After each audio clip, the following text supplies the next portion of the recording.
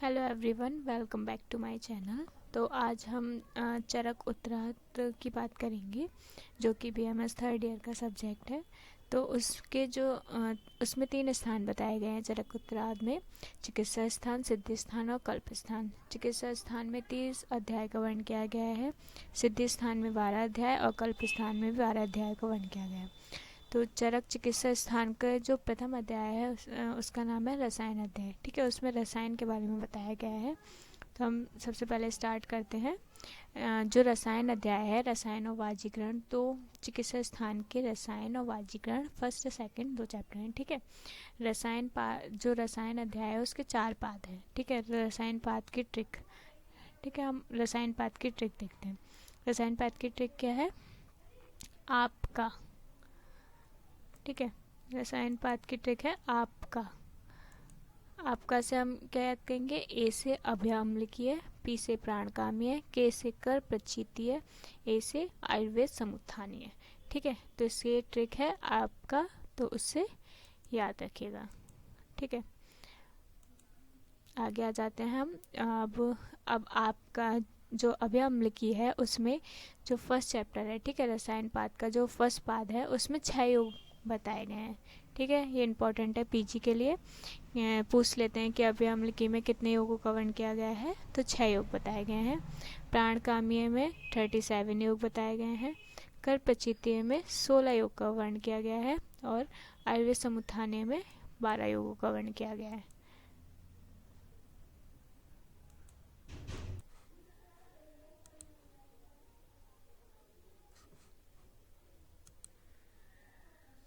ठीक है, अब हम बात करेंगे जो वाजीकरण अध्याय है। ठीक है, उसके भी 4 पाद हैं। इसकी ट्रिक क्या है? शैम्पू, सा से संयोग सरमूल्य, ए से आसिक्त चीरकम, एम से मांस पर्णवतीय, ठीक है, पू से पुमान बलादि। ठीक है, संयोग सरमूल्य में 15 योगों का वर्णन किया गया है। ठीक है, आगे हम बढ़ते हैं। जो आसिक चीरकम है उसमें 8 योगों का वर्णन किया गया है। ठीक है, और जो मांस पर्वतीय है उसमें 15 योगों का वर्णन किया गया है।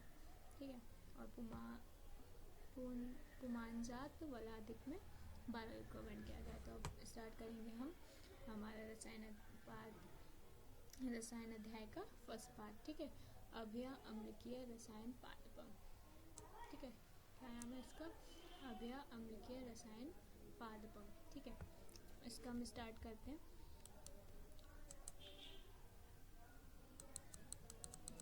ठीक है, अब बात करेंगे जो शिशुत्व हैं, हमारे आचार्य शिशुत्व, उनके अनुसार आयुर्वेद का क्या प्रयोजन है। ठीक है, तो इनके अनुसार क्या है? यही खल्व आयुर्वेद प्रयोजन यादव स्वस्थानाम व्याधि परिमोक्षण स्वस्थस्य रक्षण च। ठीक है, तो आचार्य शिशुत्व ने बताया है कि सबसे पहले हमें जो रोगी व्यक्ति है उसे रोग से मुक्त करना है, यानी कि रोगी का हमें ट्रीटमेंट करना है। फिर जो स्वस्थ व्यक्ति है उसके स्वास्थ्य की हमें रक्षा करनी है। ठीक है, ये आचार्य शिशुत्व ने बनाया है। फिर अब मतलब चिकित्सा का अर्थ क्या है?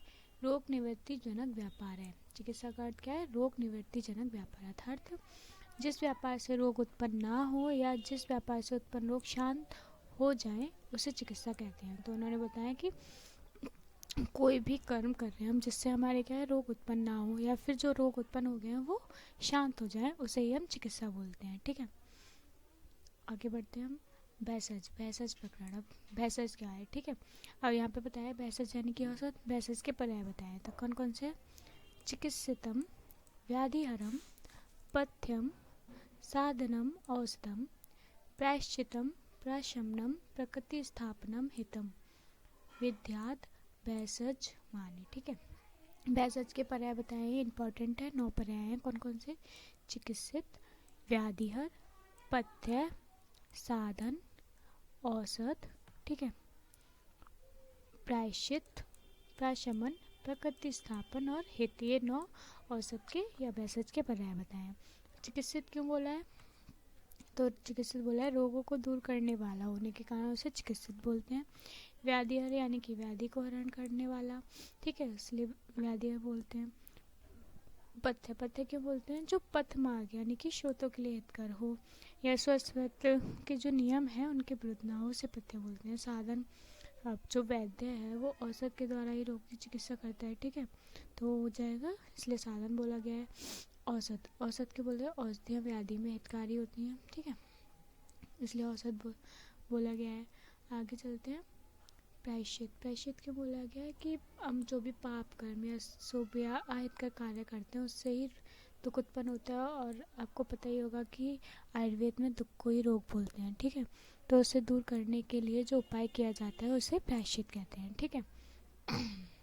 अब प्रायश्चित, प्रायश्चित जो शारीरिक क्रियाएं दोष और रोगों को शांत करते हैं उसे प्रायश्चित बोलते हैं, यानी कि कोई भी क्रिया जो दोष और रोगों को शांत करे उसे प्रायश्चित बोलते हैं। 8वां प्रकृति स्थापन, स्थापन क्या हो जाएगा? विश्व में स्थित दोष धातु मलों को जो क्रिया स्वाभाविक रूप में लाते हैं, यानी कि जो भी दोष धातु अमल इम्बैलेंस कंडीशन में है उनको जो बैलेंस कंडीशन में लाते हैं जो क्रिया, उसको प्रकृति स्थापन बोलेंगे, ठीक है। हित क्यों बोलते हैं? जो जीवधारी शरीर के लिए लाभ कर हो उसे हित बोलते हैं, ठीक है। तो ये बैसेज के 9 पर्याय हैं, कौन कौन से?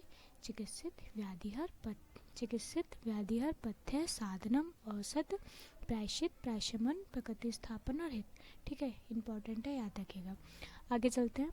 भैसज, भैसज के प्रकार, भैसज के प्रकार, ठीक है, तो श्लोक देखते हैं। भैसजम द्विविधम चातत स्वस्थस्य ऊर्जस्करम किंचित किंचित आर्तस्य रोगानुत, कि भैसज 2 प्रकार का होता है, ठीक है। एक तो वो जो स्वस्थ पुरुष के उत्तम भाव को बढ़ाने वाला यानी कि स्वस्थस्य ऊर्जस्कर, दूसरा हो जाएगा आर्तस्य रोगनुत, यानी कि रोग आक्रांत व्यक्ति के रोगों को दूर करने वाला, यानी कि जो व्यक्ति रोग से पीड़ित है उसके रोगों को दूर करने वाला, ठीक है। आगे चलते हैं। अब यहाँ पे आभैसज भी बताया गया है, ठीक है। आभैसज 2 प्रकार का होता है।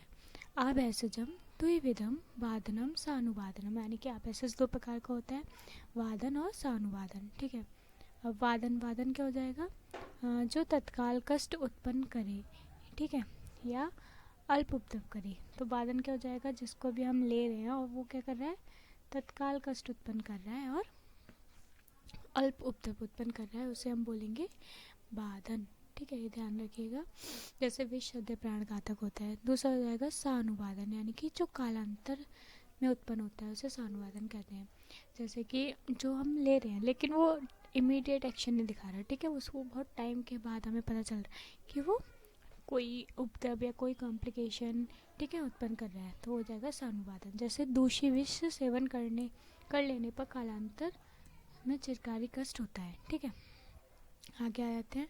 रसायन और वाजीकरण क्या है अब, ठीक है, तो स्वस्थस्य ऊर्जस्करम यतु तदवश्यम तद रसायनम, ठीक है। प्रायः प्रायेण रोगाणाम द्वितीयम प्राशमने मतम, प्रायः शब्दों विशेषार्थो हुवयर्थ कृत, ठीक है। जो औषधि स्वस्थ व्यक्ति में ऊर्जस कर, ठीक है, यानी कि ओज को या पेशेंट भाव को बढ़ाने वाली होती है, वही प्राय वैश्य और रसायन भी होती है। यानी कि इसमें बताया गया है कि जो औषधि व्यक्ति में ओज को बढ़ाते हैं या फिर उत्तम भाव को बढ़ाते हैं वो रसायन और वैश्य भी होती है, ठीक है, रसायन का काम भी करेगी और वैश्य का भी। और द्वितीय औषधि यानी कि आर्तस्य रोगनुत, ठीक है, वो क्या करती है? प्राय रोग को शांत करने। प्राय यानी कि यहाँ जो प्राय शब्द हुआ है वो बहुल्य के अर्थ में हुआ है कि वो मेनली रोग को शांत करेगी, ठीक है, इसलिए वो रोग को शांत करती है, ठीक है। लेकिन दोनों प्रकार का काम करेंगे, यानी कि वैश्य और रसायन दोनों को काम करेंगे। लेकिन जो स्वस्थ से ऊर्जस्कर है वो मेनली पेशेंट भाव को बढ़ाएगी, ठीक है, और जो आर्तस्य रोगनुत है वो रोग को शांत करेगी, ठीक है। जैसे अब यहाँ पे देख रहे हैं, आचार्य चक्रपाणी ने स्वस्थस्य ऊर्जस्करम और आर्तस्य रोगनुत में दूसरा आर्तस्य रोगनुत किया है। तो आचार्य चक्रपाणी ने माना है कि जो आर्तस्य रोगनुत है वो रसायन और वैश्य का काम करेगी, ठीक है, ये माना है। और गंगाधर ने वैश्य और रसायन में दूसरा रसायन ग्रहण किया है, ठीक है। आगे आ जाते हैं। जैसे सर्पी गुण को रसायन तथा वाजीकरण, पांडु में प्रयुक्त योगराज और कांस में प्रयुक्त अगस्त्य हरितकी का प्रयोग रसायन की तरह भी किया जाता है। तो इसमें बताया कि जो सर्पी गुण होता है, ठीक है, उसको भी हम रसायन और वाजीकरण की तरह यूज़ करते हैं। पांडु रोग में जो योगराज यूज़ होता है, गुगलू, ठीक है, उसको भी हम रसायन की तरह यूज़ करते हैं। और अगस्त्य हरित की जो कांस में प्रयुक्त होती है उसको भी हम रसायन की तरह यूज़ करते हैं। ठीक है, आगे चलते हैं रसायन के गुण। ठीक है, रसायन के क्या गुण है या डेफिनेशन बोले तो वो ये हो जाएगी। ठीक है, अब ये श्लोक इम्पॉर्टेंट है।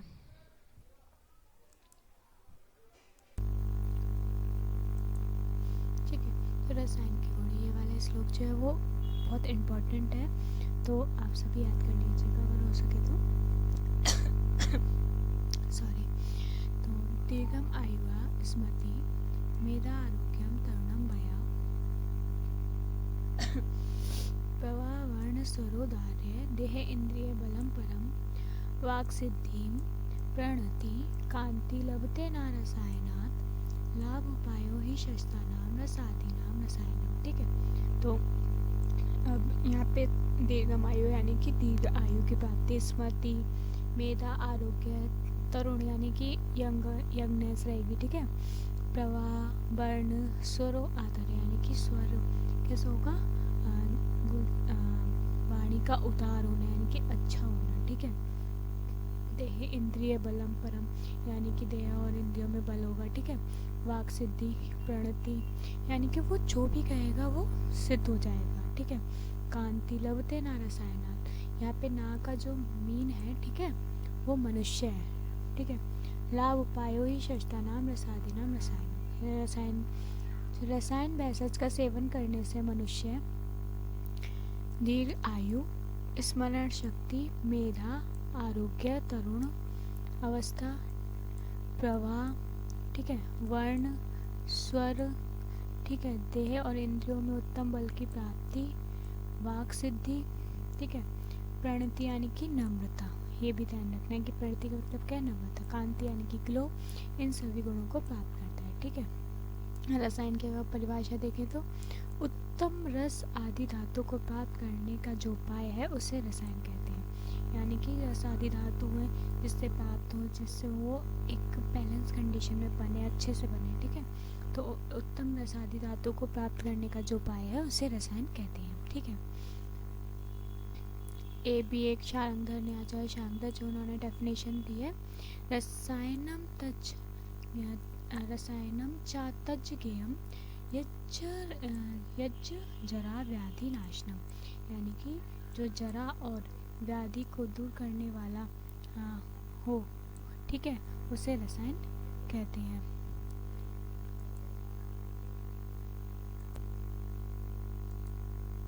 ठीक है, तो जो जरा यानी कि वृद्धावस्था जो है हमारी, वो व्याधि को दूर करने वाला जो भेषज होता है उसे रसायन कहेंगे। ठीक है, और वाजीकरण की परिभाषा क्या है, तो वाजीकरण में हमें इतना ध्यान रखना है। ठीक है, संतान मूलम ये ने प्रत्यय चा अनप्रत्यय अनुते। ठीक है, यश श्रियम बलम पुष्टि वाजीकरणम तत्। वाजीकरण की हम डेफिनेशन देखते हैं, जो भेषज अपत्य सन यानी अपत्य कैसे बोलेंगे, संतान को, ठीक है, पुत्र पुत्री कोई भी हो सकता है, ठीक है, का विस्तार करने वाला हो, जो शीघ्र ही मैथुन विषयक हर्ष को उत्पन्न करने वाला हो, जिस भेषज के सेवन से, ठीक है, अप्रतिहत वेग से अत्यंत बलवान घोड़े के समान मैथुन करने में समर्थ हो, यानी ठीक है, जैसे यहाँ पे देखा ना, बाजी व अति बलो बाजी यानी कि घोड़ा। ठीक है, जिसके प्रयोग से स्त्रियों के लिए अत्यंत प्रिय हो, यानी कि जो इसका प्रयोग कर रहा है वो स्त्रियों के लिए अत्यंत प्रिय हो, जिससे शरीर में रस रक्त मांस आदि की पुष्टि हो, जिससे वृद्धावस्था हो जाने पर भी शुक्र का क्षय ना हो। ठीक है, जिससे व्यक्ति फल अर्थात संतान वाला होता है, जिससे मनुष्य अनेक शाखा वाले वृक्ष की तरह होता है। ठीक है, जिस प्रकार चैत्य, ठीक है, गांव का एक बड़ा वृक्ष जिस पर देवता आदि का निवास माना जाता है और समांतर ग्रामीण जनता उस वृक्ष की पूजा करते हैं, तो वह व्यक्ति उसी के समान पूज्य हो जाता है। ठीक है, आगे है, उसी प्रकार वाजीकरण भेषज का सेवन करने वाला व्यक्ति भी पूज्य है, वह अनेक व्यक्तियों की दृष्टि में श्रेष्ठ होता है। ठीक है, और उसको तो एक सिंपल में बोले, जिन औषधियों के सेवन से यश श्री यानी कि लक्ष्मी, यशोवा, बल और पुष्टि की वृद्धि होती है, उसे वाजीकरण बोलते हैं। ठीक है। तो ये बाजीकरण क्या हो जाएगी विषय, तो जिससे इनका सेवन करने से आपत्ति यानी कि संतान वाला हो और शीघ्र ही मैथुन विषय हर्ष को उत्पन्न करे, ठीक है, जिससे वृद्धावस्था आने पर भी शुक्र का क्षय ना हो, जो बलवान घोड़े के समान मैथुन करने में समर्थ हो, ठीक है। तो उस व्यक्ति को वो जो भी इसका सेवन करता है वो व्यक्ति ऐसा हो जाता है, ठीक है, जिसके सेवन से यश श्री यानी कि शोभा या लक्ष्मी बल और पुष्टि की वृद्धि हो, ठीक है। यहाँ पे अगर हम निरुक्ति देखें तो बाजीकरण की निरुक्ति में क्या आएगा, जिस व्यक्ति के शरीर में शुक्र क्षीण है और उसके शरीर में शुक्र उत्पन्न करने को बाजीकरण बोलते हैं, ठीक है। आगे आ जाते हैं रसायन और बाजीकरण का वर्ण प्रारंभ, ठीक है। रसायन और बाजीकरण यहाँ पे आभैसज आसेव्य, जो आभैसज है यानी कि जो औसत नहीं है वो क्या है, कि आसेव्य, जैसे औषधि के विपरीत जो द्रव्य काम करता है, ठीक है, उसे आभैसज कहते हैं और उनका सेवन नहीं करना चाहिए, और जिन औषधियों का वर्ण आगे कर रहा हूँ उनका सेवन करना चाहिए। तो ये बोला है कि औसत से विपरीत जो द्रव्य है यानी कि जो औसत है उसके जो कर्म होते हैं, वो जो कर्म करता है, ठीक है, तो उसके विपरीत कोई कर्म करेगा तो वो असेव्य है, ठीक है, उसको हम सेवन नहीं करेंगे। बस इतनी बताया गया। अब द्विविध रसायन प्रकरण, अब यहाँ पे जो है रसायन के सेवन की 2 विधि बताई गई हैं, ठीक है। रसायनानां द्विविधं प्रयोगमश्रयो विदुहा कोटि प्रवेशिक च एव वातात्विक में, ठीक है। तो रसायन प्रयोग करने की 2 विधियों का उपदेश ऋषियों ने दिया है, एक है कोटि प्रवेशिक और एक है वातात्विक, ठीक है। तो यहाँ से लॉन्ग क्वेश्चन बन जाता है। अब हम देखते हैं रसायन सेवन के लिए जो मेनली बताई गई है ना, वो कुटी प्रवेशिक विधि बताई गई यानी कि इंडोर मैनेजमेंट, ठीक है। वातात्विक क्या होते हैं, आउटडोर मैनेजमेंट हो जाएगा, ठीक है। तो आगे चलते हैं। अब यहाँ पे जैसे हम अगर डिवाइड करें, ठीक है, इसमें क्या कह रहे हैं, तो भैंसज जो बताई है उसके 9 पर्याय हैं, कौन कौन से, चिकित्सित, व्याधिहर, पथ्य, ठीक है, साधन, औसत, प्रायश्चित, प्राशमन और प्रकृति स्थापन और हित, ठीक है। देते हैं चिकित्सित, व्याधिहर, पथ्य, साधन, औसत, प्रायश्चित, प्राशमन और प्रकृति स्थापन और हित, ठीक है। अब जो बताइए वो 2 टाइप की बताइए, सुस्थस्य ऊर्जस्कर, आर्तस्य रोगनो, ठीक है। आगे हो जाएगी फिर जो हमारी सुस्थस्य ऊर्जस्कर है वो 2 टाइप के बताइए, रसायन और विषय बाजीकरण, ठीक है। अब जो रसायन प्रयोग की 2 विधियाँ बताई हैं, कोटि प्रवेशिक विधि और वातात्विक, ठीक है। अब ऐसे 2 प्रकार की होता है, बाधन और सानुवादन, ठीक है। तो हम नेक्स्ट लेक्चर से कोटि प्रवेशिक विधि स्टार्ट करेंगे। Thank you for watching, please like share and subscribe my channel.